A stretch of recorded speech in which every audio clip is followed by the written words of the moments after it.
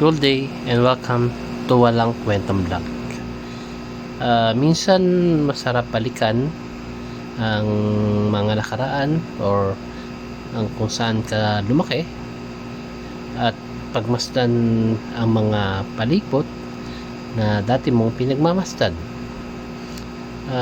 Minsan bumabalik yung mga alaala na nakalipas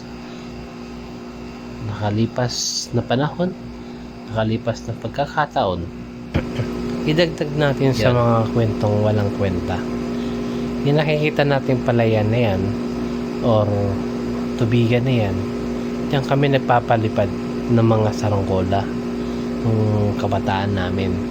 So yung mga palayan na yan at tubigan na yan ay malaki ang alaala sa amin yung panahon ng kabataan namin.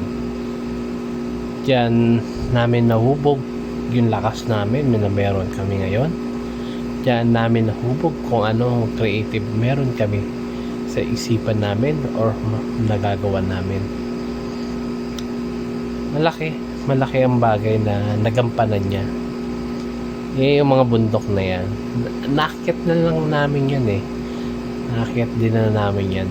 Yung mga tumpok ng dayami na yan na pinapakita natin. Dati may mga ibong mga pugo dyan na hinahabol namin.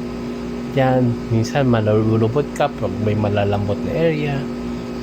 Maraming magandang alaala. Maraming magandang nagawa sa amin yung tubigan na yan. So, dyan lahat ng bagay na hubog, natuto, hubog, ganun pa man. Maraming salamat sa inyo nakikinig sa wala akong kwentang pinagsasabi sa aking simpleng kuro-kuro. Again, maraming salamat and have a good day.